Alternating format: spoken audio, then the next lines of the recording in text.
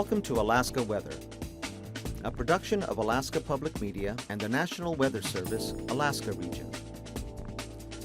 Produced and broadcast daily from the studios of KAKM, Alaska Weather provides complete forecasts, public, marine, and aviation for all of Alaska. Alaska Weather is made possible by the following sponsors.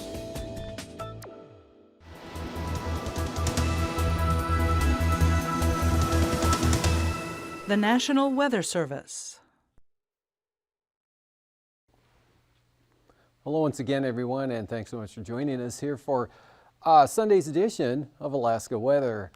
On satellite imagery, we had a band of moisture here from off the chart down there, streaming northward, northeastward there, southwest flow across all of the Bering Sea, up and over higher pressure down to the south.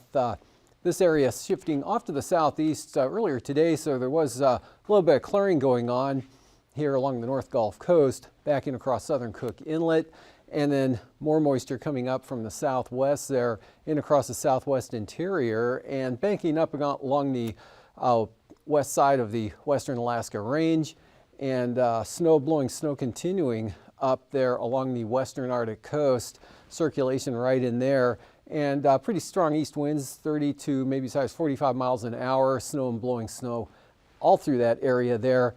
And along the Brooks Range, winter storm warnings due to end by 6 p.m. this evening up along that area there. And otherwise, a little bit bare conditions on the north slope, but again, quite windy with blowing snow for the Arctic coast. And back to the west, we've got westerly flow coming down out of the Russian Far East, pulling colder air with it, quite cold air back through here. That's going to be coming east-southeastward over the next couple of days as higher pressure out here to the west begins to build northward and take over.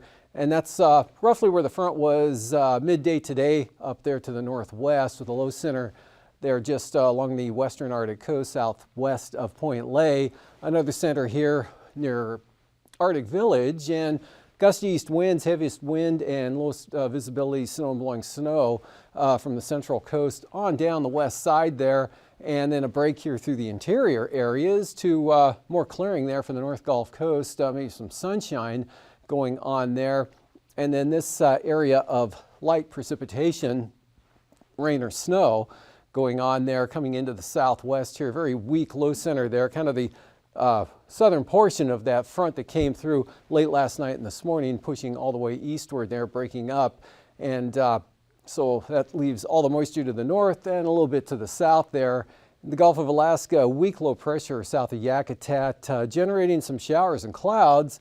And some of that got onto the coastal areas there, Port Alexander to about Sitka, very light and scattered in nature. And for tonight, that whole mess will slide southeastward and be mainly affecting the Queen Charlotte Islands, so we'd be left behind with light winds, fairly cloudy skies there for the northern panhandle all the way back to the southeast interior. Weak low in the Gulf of Alaska, really not producing a lot of weather with it, but look for mostly cloudy skies for Cook Inlet here, and possible rain or snow showers down toward from Anchor Point southward to Seldovia, Homer, and those locations.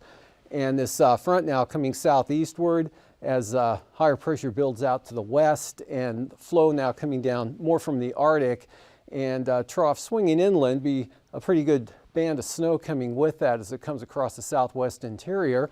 Northward there, up into the northwest, lighter winds along the western Arctic coast tonight, diminishing, so it won't be quite as windy, and this won't be as much blowing snow as well up there, but it won't end altogether.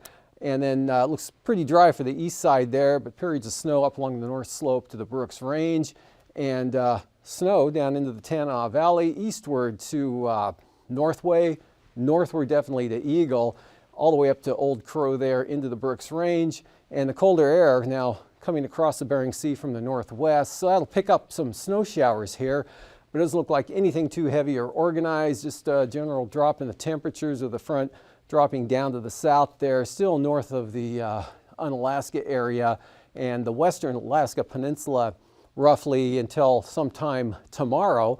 Otherwise, look for a little bit of light moisture there along the Alaska Peninsula up toward King Salmon. And looking ahead to tomorrow, again, the high out here to the west now oriented from, well, north-south right up into the Arctic. So cold air plunging southward.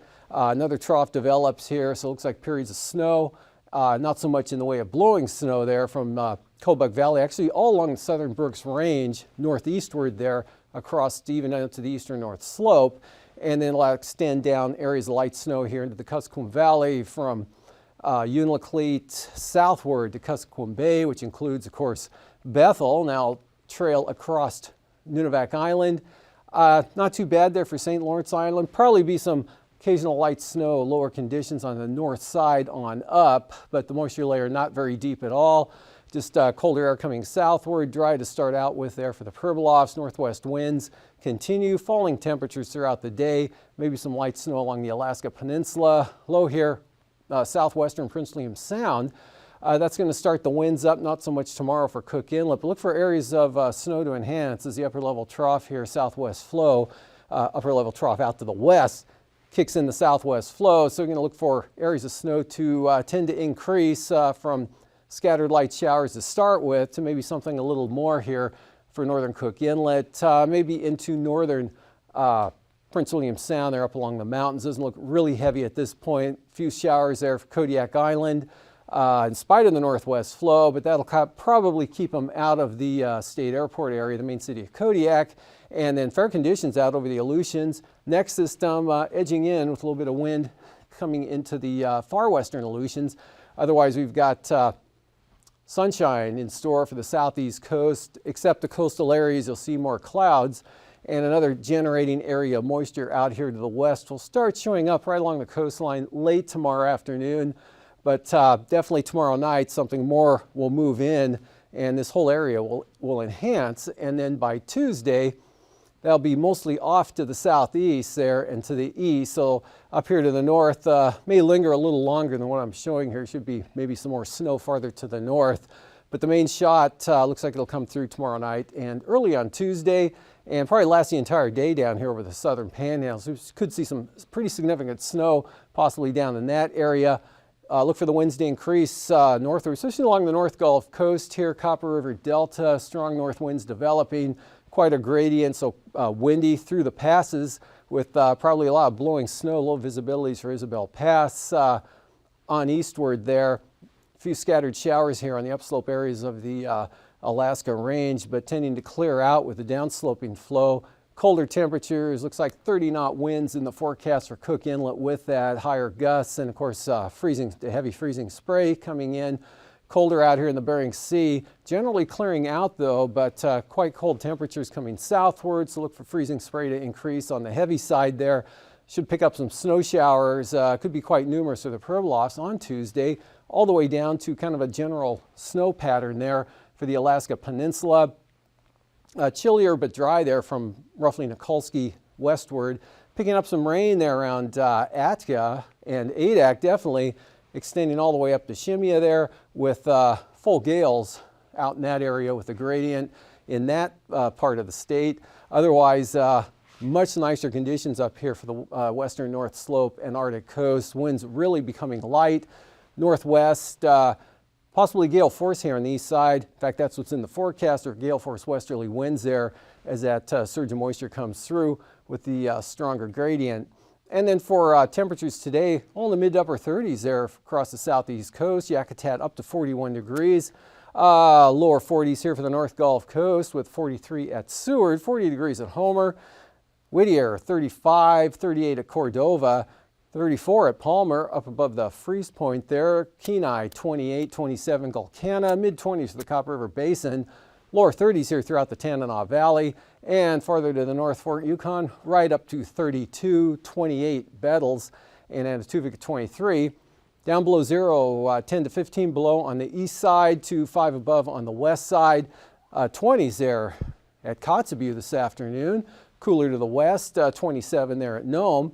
And we had a 34-degree reading at McGrath with lower to mid-30s all the way out to the coastline there, and then upper 20s over the northern Bering Sea and Seward Peninsula. Warm to the upper 30s here for the Pribilofs. 43 in Unalaska today, upper 30s on the peninsula, 45 at Atka, the warm spot in the state, falling back to 32 out at Shimia, lower 40s there for Kodiak.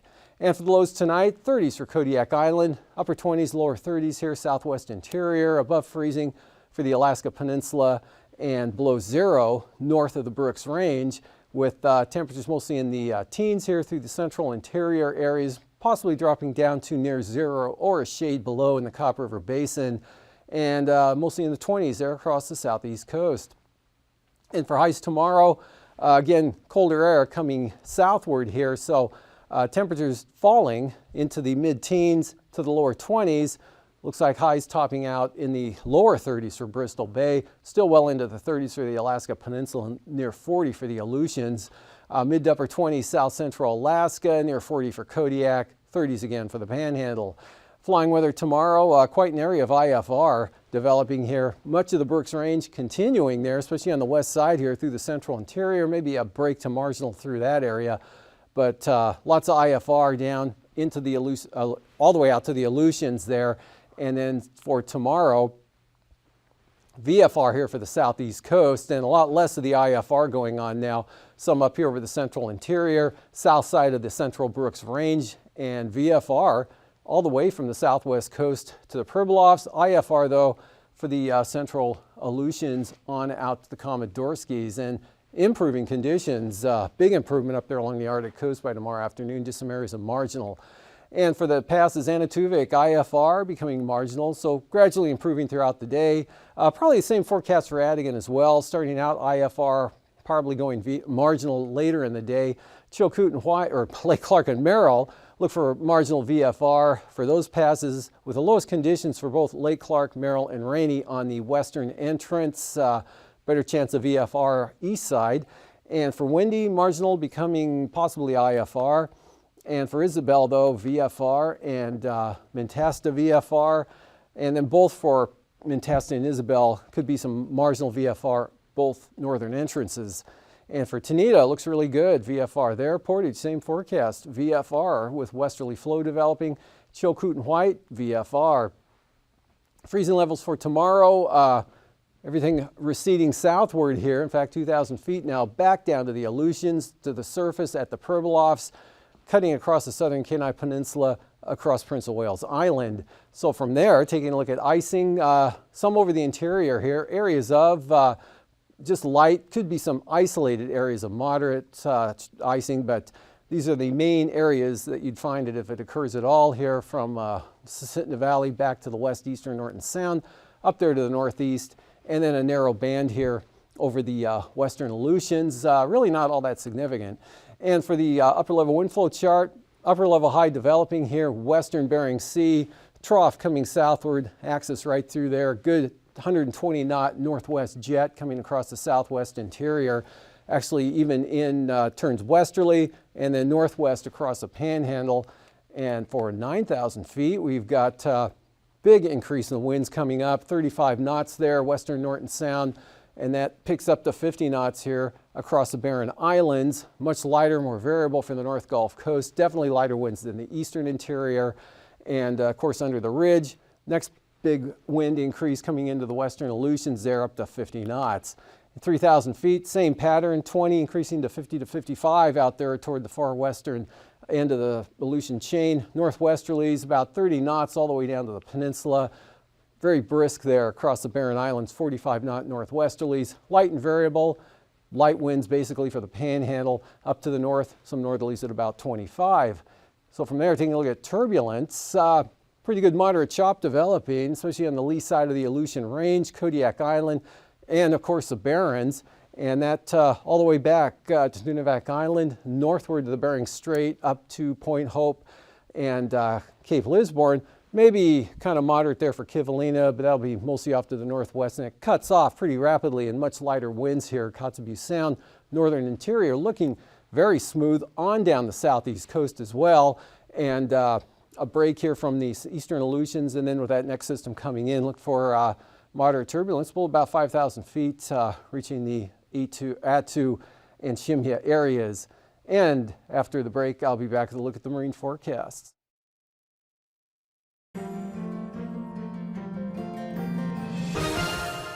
Welcome to another edition of Alaska Weather Facts. I'm meteorologist Dave Snider with the National Weather Service, and joining us today, two more people to talk about the augmented reality sandbox. It's Alana Valaji. She's a University of Alaska Fairbanks mechanical engineering student, helped design and work on the details to make this new type of sandbox there. Thanks for joining us, Alana. And Courtney Breest, she's the outreach coordinator for AKwx, which is the experimental program to stimulate competitive research. It's a program funded nationally by the National Science Foundation, right? Yes. Okay. Alana, tell us about how you changed and adapted this version of the augmented reality sandbox. It's a really cool tool. So Gina approached us with 3 goals for this new version of the sandbox. They wanted it to be compact in a light system that could travel around the state.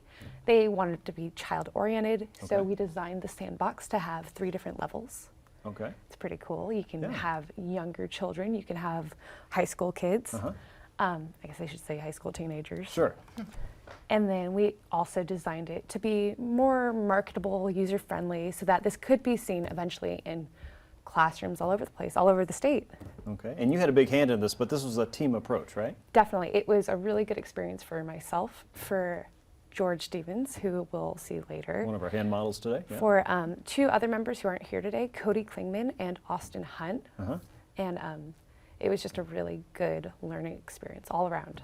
Very good. And this is something that is part of your learning experience as well, so you get to check a box in your education. Yeah, right? it's a requirement for seniors of mechanical engineering at University of Alaska Fairbanks. Very good. Very good. Well, it is a wonderfully inquisitive tool, fun to play with, and I hope to get my hands in the sand here in just a little bit. But it's also part of a bigger program, something that we were talking about a moment ago, AKwx, and that's what Courtney is here to tell us more about. What is AKwx and why do you need a sandbox? Well, AKwx, as you mentioned, is a national program. We're funded nationally, but we're actually located statewide. We're at UAF, we're at UAA, we're in Southeast at UAS. And she mentioned, you know, taking the sandbox as an educational tool, and that's where I'm an outreach coordinator for the South Central test case. Okay. Our focus is on the Kenai watershed, and we are really interested in using these tools like the sandbox to interact with the students down there and get them interested in STEM and also communicate the research findings that we've been having throughout the state. Okay. And one of those, as George and Eric are kind of changing the contours for us there from UAF to maybe something that resembles a little bit of something more of the Kenai watershed, which is one of your focuses for the study, right? And specifically looking at some of the changes there and how that impacts people and also the salmon. Yes, it is all of our research is social and environmental. Okay. So we have social scientists working hand in hand with our environmental scientists. One of the things we're studying is Upper Russian Lake, and we have a researcher taking sediment cores from that lake. So one of the things we're going to use the sandbox to communicate is how the landscape changed over a long period of time, thousands of years, going from glacier, covered by glacier ice, to being filled with water. And then that's what they're doing right now. Exactly. So live. So they're moving cool. the water around. And then I think they've got some props over there, because we're also going to go a little bit more in depth and explain how the salmon got there. Okay. So using there's these, the salmon. Exactly. Oh, I think there's a few more. Yeah, we like more salmon in Alaska. More salmon. Yeah, exactly. So it's really taking the findings from our research grant and just trying to connect with the community and translate it in a really hands-on and exciting way, so people can, you know, interact with us as much as possible. Well, sure. That makes the learning and the science real and quite literally in your face, rather than just some boring black and white paper that you have to read about. This is something that people can understand better because it's visual and they're touching and feeling and seeing these changes, right? Yeah, and get them engaged. And then outreach is a huge component, and working with the younger students, and actually even, I mean, working with the UAF graduate and engineering students it's a huge part of our grant, and we really enjoy it. Oh, it is wonderfully exciting. And so, Alana, you were telling us that this is built to travel. Right. And this is built to do more things than version 1. Where can this type of project go in Alaska? And what can it demonstrate? I mean, we were hoping to eventually get to villages that were harder to reach, that you couldn't necessarily move a whole fixed instrument to, right? You need something that can pack up, fit in your truck bed. I mean, one of the most attractive parts of this project is that this was going to be something that was used past our graduation point. You know, this is Okay. going to be something that lives in the state for years. Right, right. Well, it looks like you're well on your way with that. So what are, give me another example. What else can this show us? We've talked about the Kenai River watershed. What's the coolest thing that you've played in the sand with? What's your idea?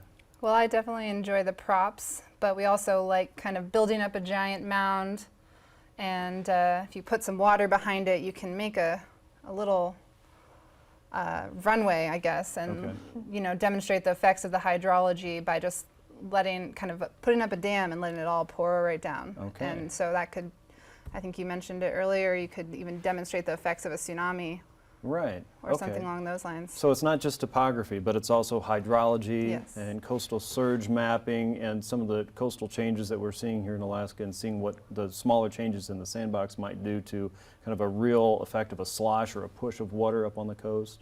Tsunami inundation mapping, or even glacial dam release, as some has been demonstrated before. Yep. So wow, that's just an impressive thing. That it seems like the possibilities are nearly endless with this, and probably even more ideas that are popping up in your head too. Yeah, as we speak. Very cool. All right. Well, if folks want to get more information about AKwx, you guys are online. You're on Facebook, Twitter, and on YouTube. AKwx, right? AKwx, Alaska AKwx, that is. And again, you guys are funded by the National Science Foundation, Yes, so sir. more to come from that, and a longer-term study there. Thank you, ladies, for joining us today. Congratulations on your hard work there. This is really fun. And for now, I'm meteorologist Dave Snider with this edition of Alaska Weather Facts, and I'm going to go play in the sandbox there. We'll see you next time.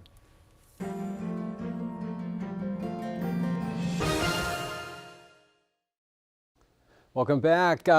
Lighter winds, about 15 up here on the north coast, turn northwest, pick up a little bit to 20 knots down to the south. Northwesterlies 10 to 15 on the inside waters, Lynn Canal north at about 20. Those kick up to 25 knots on Tuesday with building pressures to the north. Otherwise northeast for Stevens Passage, and then kind of a trough down in through here, low center, so southeast to begin with there for Stevens Passage at 20. And then westerly gales blowing in behind there along the south coast here, seas up to 18 feet, swinging around to the northeast for the central coast in this area, then dropping back to 15 knots out of the east on the north end. And for Prince William Sound, northerly winds 15, look for 20 knots, same direction here for the North Gulf Coast, and gales pick up to 45 knots for the Barren Islands right out of the northwest, westerly 40, increasing to 40 knots throughout the day there for the Kamishak Bay area, 30 knots across Kodiak Island. Still pretty light across northern Cook Inlet, but those will pick up to 30 knots here all across the inlet with 45 knot northwesterlies, and probably looking at heavy freezing spray as well here for the Barren Islands, especially for Kamishak Bay as well as Shelikof Strait. And then northwest 40 for Kodiak, 30 to 35 becoming northerly there to the east, and small craft advisories for Prince William Sound. Bristol Bay, northwest 25, kicking up to 30 knots here, south of the Aleutian Range. Alaska Peninsula, northwest, 20 to 25 knots with 8-foot seas. And for Tuesday, more northerly, a little stronger here on the Bering Sea side, northwest 30 there on the Pacific side, northwest 30 for Bristol Bay, and gales from Sitkinak to Castle Cape. For the Aleutians, Fox Islands, northeast 20 knots, turn easterly, 25 to 30 for the central Aleutians, and then increasing the gales there as you head west. Excuse me, especially from Amchitka westward. And then for Tuesday, we've got gales now, minimum gales from Atka Island, but 40 knotters out of the east all the way over to Shimia, 20-foot seas, 16 here over the central Aleutians. Much lighter conditions in store for the Fox Islands, northeast at 15 to 20. And then for the southwest coast, northwest 25 knots, so brisk wind advisories there. Also brisk wind advisories for St. Lawrence Island, a little more westerly. And the same wind pattern here, even for St. Matthew Island on down to the Perlofs. And then for Tuesday, more northeasterly here and lighter winds for the St. Paul, St. George area on up to St. Matthew Island, but looking at heavy freezing spray here anywhere off the ice edge, which will be coming south again after its big retreat north here over the last week. And that'll be all the way down in toward Bristol Bay. And then for the Arctic coast, central coast, northerlies 15, become a little more northeasterly, same speed onto the east. Northeast 20 here on the west side, 2 lighter westerlies from Wales on up to Cape Beaufort, or Cape Thompson. And then on the next day, northerly winds there from Cape Beaufort all the way down to the Bering Strait. Northwest 15 on the west side, pick up a little bit there on the central coast to 20, and then westerly winds picking up to 35 knots there in the extreme eastern coast. And for tonight again, still snow and blowing snow, gradually improving there, but won't again completely end or even get anywhere close to it tonight. And then areas of snow south of the Brooks Range with this trough here coming eastward there all the way down to Kuskokwim Bay, with periods of snow all the way across the Kuskokwim Valley to the Alaska Range. Still having trouble jumping east of there, so partly cloudy skies, Prince William Sound and the Copper River Basin. This area of moisture will continue to skirt the coast but drop southeastward, so looking for a dry night there. Very weak front and a narrow band of precip there, reaching the Alaska Peninsula, extending back out to the Aleutian, central Aleutian areas, with again colder air continuing to plunge southeastward into the Bering Sea. And the winds will become more northerly here over the next couple of days, so the next batch will be even colder coming southward. Low center here over the eastern Brooks Range, another one in the Gulf of Alaska. Areas of snow developing here south central Alaska tomorrow, even Kodiak Island, especially along the western Alaska Range.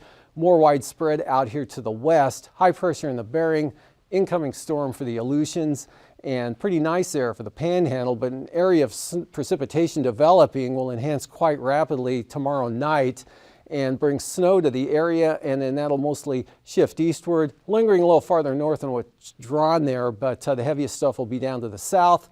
Much colder, windier conditions for interior Alaska. That's a look at the weather. These forecasts are to be used for planning purposes only. Call 1-800-WX-BRIEF for a formal pre-flight briefing. Always file a flight plan before you go flying. The U.S. Coast Guard Auxiliary urges you to leave a float plan with a friend or the harbor master before you go boating. Alaska Weather is made possible by the following sponsors.